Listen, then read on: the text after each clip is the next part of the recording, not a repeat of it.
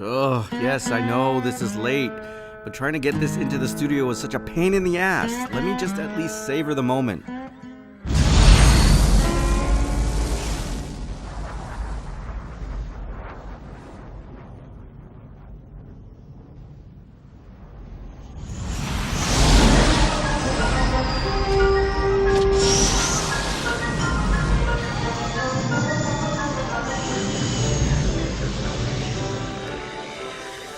What's up, everybody, and welcome to another edition of AGR's Pop Culture Reviews. Now look, the campaign to get this damn thing into the studio has been a Herculean task, to say the least. Now, the early 90s was a pretty tough time for Macross fans. They were starved for something new, something fresh and interesting in the Macross world. Fortunately, in 1994, it came back in a big way with the OVA Macross Plus. Macross Plus was an incredible 4-episode OVA, and it was just the afterburn that Macross fans were waiting for to reignite our interest in the Macross universe.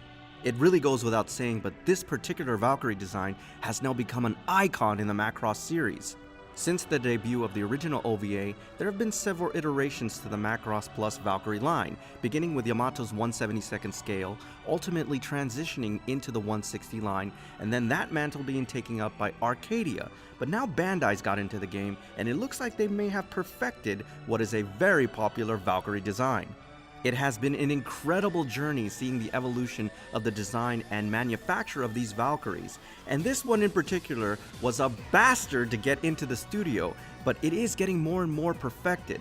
So, having said all that, today we're going to be reviewing Bandai's version of the YF-19, the Macross Plus Advanced Variable Fighter, the full set pack. Let's take a closer look. Now, as I mentioned with previous Valkyrie designs, they are absolutely extraordinary, in many ways feats of remarkable engineering. As you know, every Valkyrie has 3 modes: the Jet Fighter, the Batroid mode, and the Gerwalk. And this is absolutely stunning. This legendary YF-19 is beautifully rendered by Bandai. Just take a look at the cockpit area. Absolutely stunning, so much detail. If you'll notice too, Bandai finally perfected the way the canopy opens up to make it much more anime accurate, and it looks amazing. The inside is fantastic in terms of the detail. Just take a look at the color palette there, it looks great. I love that Macross logo, awesome job. Now, one of the things that have since impressed me about the Bandai Valkyrie line is that they really put an emphasis on panel lines. So if you want to do a custom job or even do a wash on it, you can enhance your Valkyrie and really customize it. Now, there are a few issues with fitment and placement here, but again, this Valkyrie has 3 modes, so I can forgive that. One of the things that I really do like about it is that they've kind of done away with the sticker sheet, which means that these are actually painted onto the Valkyrie or the surface of the Valkyrie themselves. They're very detailed, and personally I can't stand sticker sheets. I like the fact that these are actually embedded into the plastic, which means you don't have to worry about them peeling off. Now, the tan kind of opaque color on the Valkyrie overall has always been a subject of debate. Sometimes they're lighter, sometimes they're darker. I think with this Valkyrie design, they finally got the right shade, which looks great. And again, there's enough detail there that I can forgive some of the flaws. The color palette here is fantastic, and in my opinion, this is the most anime accurate color and stickers that I've seen on a Valkyrie so far, and there have been some really great Valkyries from companies like Arcadia and the original 160 Yamatos. Now, one of the things that really sets Bandai apart from the rest of the manufacturers is that they do include a stand, but it's not free, you are paying for it. The great thing about their stands is that they're pretty much the same. There's nothing too ostentatious about them. Universality, in this case, can actually be a good thing. And the great thing about them is that they're also very adjustable. Now, they did a really interesting thing with this Valkyrie design. They've done them in the past with other Valkyries in that they do provide additional support. If you'll notice, at the hinge area where the actual Valkyrie is resting, there are 2 little rests there or stops to help you stabilize the Valkyrie. Now, this is important because at this price point, you certainly don't want these Valkyries wobbling around, especially when you adjust it to its highest point.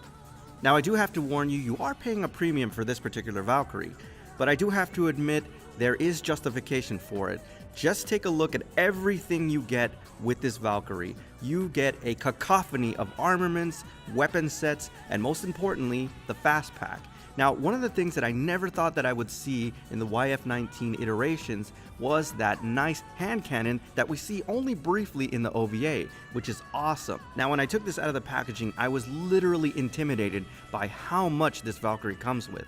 Now, one thing that I do have a point of contention with is definitely in the fold booster. Now, in other iterations, there has been a light up function on the fold booster. For some reason, they didn't include it in this one, and that's a real shame. I'm still hoping and praying that I may just have overlooked it, so if you guys own the Valkyrie and there is a light up function, please let me know in the comments section.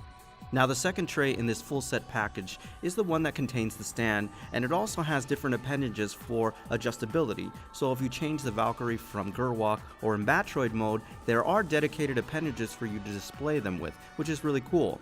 And then you also get these nice particle effects, this beam that he kind of charges in his hand, which looks really awesome. One of the things that really impressed me is that you can swap out this beam effect just like you're swapping out hands, which makes it very easy to connect to the actual Valkyrie. And finally, we're given the two appendages to actually attach the Valkyrie to its fold booster, or you can display it like it's on a rail so that you can create your own diorama.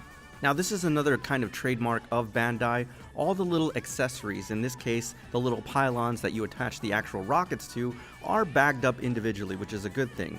You also get two additional pilots, two versions of Isamu Dyson. You get one with a helmet and one without a helmet. It's very detailed. You also get the doctor, who is traditionally sitting in the rear seat, and then you get additional hands for various poses, and they're actually pretty interesting because they're very dynamic. Overall, this is a pretty complete set and you get a lot of things with it, but I do recommend that unless you're going to use them, keep them in the bags because they could be very easily lost, guys, and you don't want to do that. This is a very comprehensive set. And finally, rounding out the last accessory in what has been a very heavy accessorized set is the Gunpod, and it is pretty incredible. I definitely love the shade that they went with this time, and I also love all the markings and just that subtle detail there. Looks really great. It is a little more slender than other versions and somewhat elongated, but it's still magnificent nonetheless, and I'm glad that every time we get a new version of this Valkyrie, it's being more and more perfected. Now, I went back and forth with this piece for several reasons, but ultimately, it does get my holy grail seal of approval, with a bit of a caveat. Now, every time they make a Valkyrie, or the YF-19 version, they are perfecting it, but I will say this: if you have the Arcadia version, which has many of the same features and accessories that this one does, I don't think you have to run out and get this one. But I do have to admit, that hand cannon alone that we see very briefly in the OVA is gonna gnaw at collectors incessantly. Trust me guys, I know what the bug is. Now, you have no idea how much of a bitch it was to get this thing into the studio, and because of that, I really have to thank Anime King Incorporated for sending this wonderful piece over for review. Alright everybody, so that's my official review on Bandai's version of the YF-19, the Macross Plus Advanced Variable Fighter Full Set Pack. As always, I thank you for tuning in, and I'll see you on the next AGR's Pop Culture Reviews.